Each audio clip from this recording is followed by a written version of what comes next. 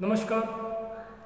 आज की वीडियो में हम अलाउद्दीन खिलजी के समय निर्मित इमारतों के ऊपर वो चर्चा करेंगे, यानी अलाउद्दीन खिलजी के जो निर्माण कार्य थे उनके ऊपर चर्चा करेंगे।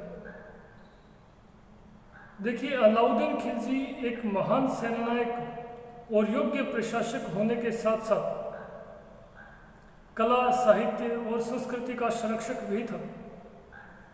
यद्यपि व्यक्तिगत रूप से अलाउद्दीन खिलजी है वो पूर्णतः अनपढ़ था, इसके बावजूद सल्तनत काल में सर्वाधिक सुंदर और तकनीकी दृष्टि से जो पूर्णतः दोष रहित इमारतों के निर्माण का जो श्रेय है वो अलाउद्दीन खिलजी को ही दिया जाता है।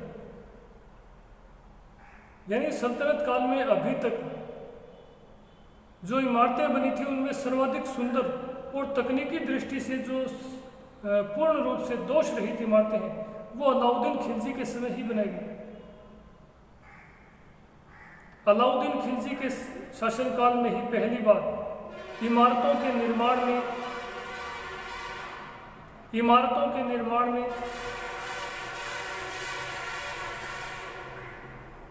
अलाउद्दीन खिलजी के शासनकाल में ही पहली बार इमारतों के निर्माण में है वो अरबेस्क शैली का प्रयोग किया गया था। अरबेस्क, इस शैली की जो है वो 4 प्रमुख विशेषताएं मानी जाती है। ये जो अरबेस्क शैली है इसकी 4 प्रमुख विशेषताएं मानी जाती है। अरबेस्क शैली के अंतर्गत इमारतों के निर्माण में लाल पत्थर के साथ साथ सफ़ेद संगमरमर का प्रयोग भी किया जाता था। यानी इस शैली के अंतर्गत जो इमारतें निर्मित की गई उनमें लाल पत्थर के साथ साथ सफ़ेद संगमरमर का प्रयोग भी मिलता है। इसके अलावा इस शैली के अंतर्गत अरबेस्क शैली के अंतर्गत जो इमारतें निर्मित की गई उन इमारतों में वो पत्थरों के ऊपर वो फूल पत्तियों का अंकन भी बहुतायत मिलता है। इस शैली में जो निर्मित इमारतें हैं उन इमारतों में कुरान की आयतें भी सुंदर लेखन शैली में है उत्कीर्ण की गई थी। अरबेस्क शैली में जो कुरान की आयतें हैं वो भी एक प्रकार से पत्थरों के ऊपर है वो सुंदर लेखन शैली में उत्कीर्ण की गई मिलती है। इसके अलावा इसी अरबेस्क शैली में है वो विभिन्न ज्यामितीय आकृतियों का प्रयोग भी मिलता है। यानी जो इमारतें निर्मित की गई उनकी दीवारों पर पत्थरों को है वो एक प्रकार से कुरच कर या कुरेद कर या उनके ऊपर है वो विभिन्न प्रकार की ज्यामितीय आकृतियां बनाई गई थी। ये 4 प्रमुख जो विशेषताएं हैं वो अरबेस्क शैली की मानी जाती है। अलाउद्दीन खिलजी सल्तनत काल का दूसरा सुल्तान था जिसने दिल्ली के समीप है वो एक नए नगर की स्थापना की थी। कुतुबुद्दीन ऐबक सल्तनत काल का पहला सुल्तान था जिसके शासनकाल में या जिसने सल्तनत काल में दिल्ली के समीप एक नए नगर की स्थापना की थी जिसे किला ए राय पिथौरा के नाम से जाना जाता है। अलाउद्दीन खिलजी सल्तनत काल का दूसरा प्रमुख सुल्तान था जिसने दिल्ली के समीप एक नए नगर की स्थापना की थी जिसे सीरी नगर के नाम से जाना जाता था। सीरी नगर। अलाउद्दीन खिलजी द्वारा जो दूसरा प्रमुख निर्माण कार्य करवाया गया था वो था सीरी का दुर्ग। इसी नव स्थापित सीरी नगर में अलाउद्दीन खिलजी द्वारा एक दुर्ग का निर्माण भी करवाया गया, एक किले का निर्माण करवाया गया जो सीरी फोर्ट के नाम से प्रसिद्ध है। यह जो सीरी नगर था इस सीरी नगर में ही जिसकी स्थापना अलाउद्दीन खिलजी द्वारा की गई थी, इसी नगर में अलाउद्दीन खिलजी द्वारा एक दुर्ग का निर्माण करवाया गया जिसे सीरी दुर्ग कहा जाता था या सीरी किला कहा जाता था।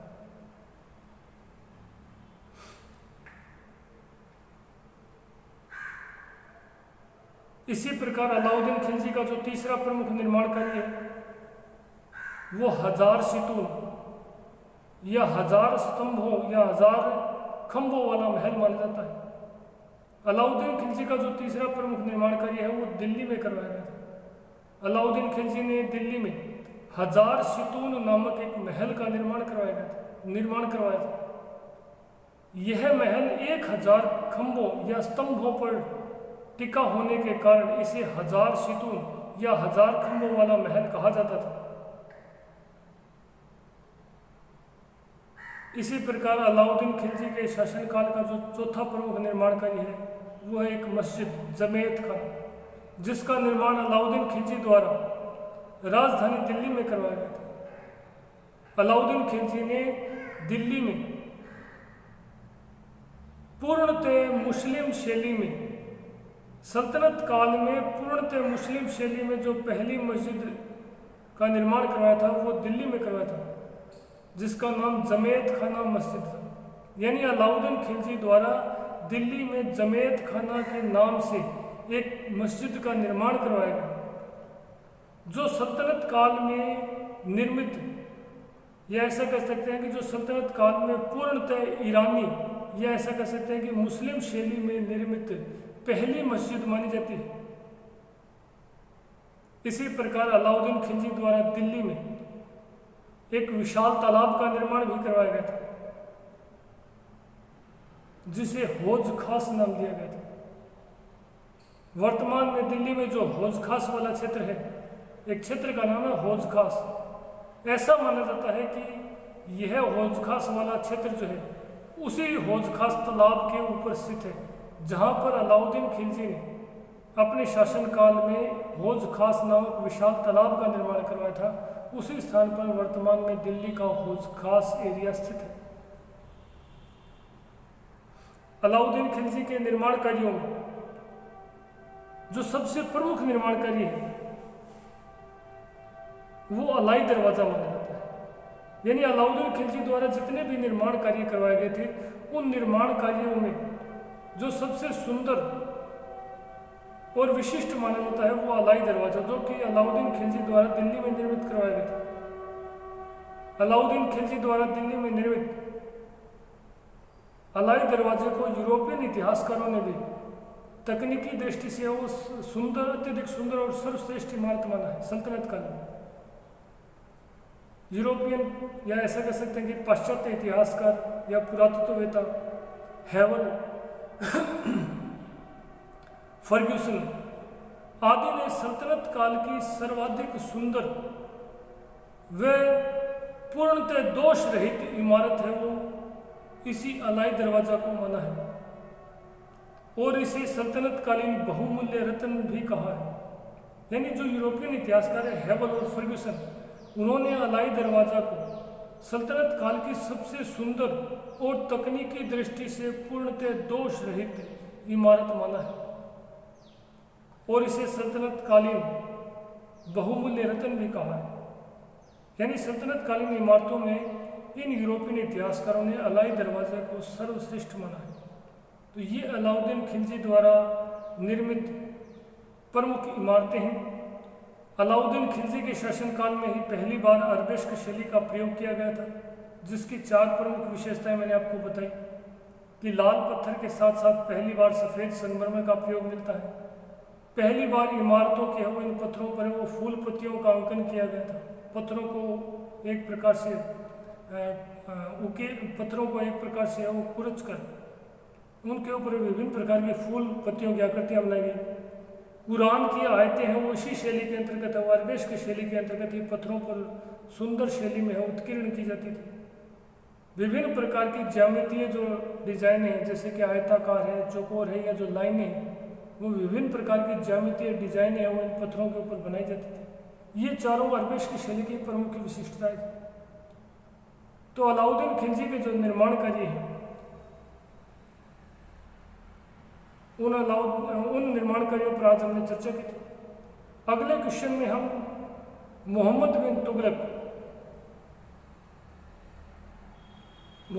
तुगलक की है वो नव परिवर्तित योजनाओं या उसके द्वारा जो एक प्रकार से नवाचार किए गए थे, उन नवाचारों के ऊपर या नव परिवर्तनों के ऊपर वो चर्चा करेंगे।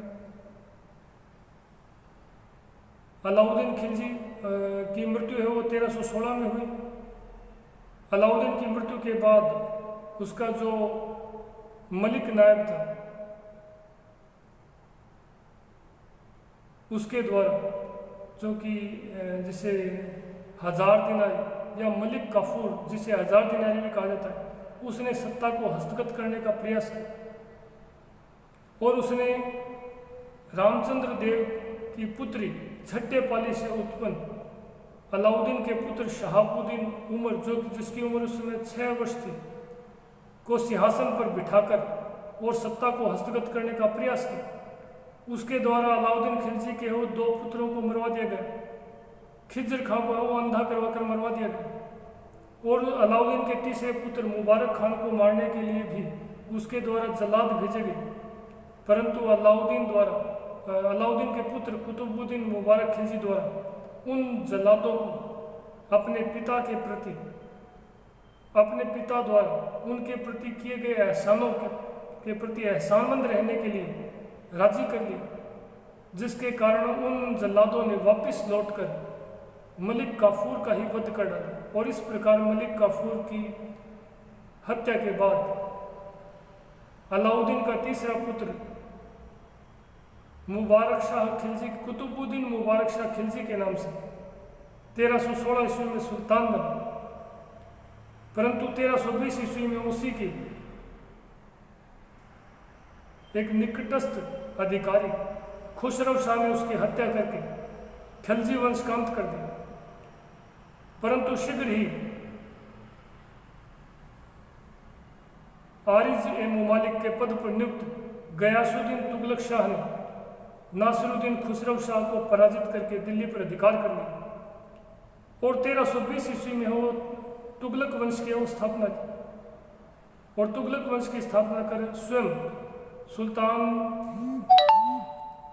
गयासुद्दीन तुगलक के नाम से दिल्ली का है वो सुल्तान बना, जिसने 1320 से लेकर 1325 ईस्वी तक शासन किया। गयासुद्दीन तुगलक की मृत्यु के बाद उसका पुत्र जोना खां, जिसकी उपाधि उलूग खां भी मिलती है, जोना खां या उलूग खान मोहम्मद बिन तुगलक के नाम से सुल्तान बना। सल्तनत काल का सर्वाधिक पढ़ा लिखा और शिक्षित सुल्तान माना जाता है और जिसने अपने समय से अग्रगामी यानी समय से लगभग सैकड़ों वर्ष आगे के प्रयोग है वो करने का प्रयास किया, परंतु उसके प्रयोग पूर्णतः असफल रहे। उन्हीं के ऊपर है वो हम अगले वीडियो में चर्चा करेंगे। धन्यवाद।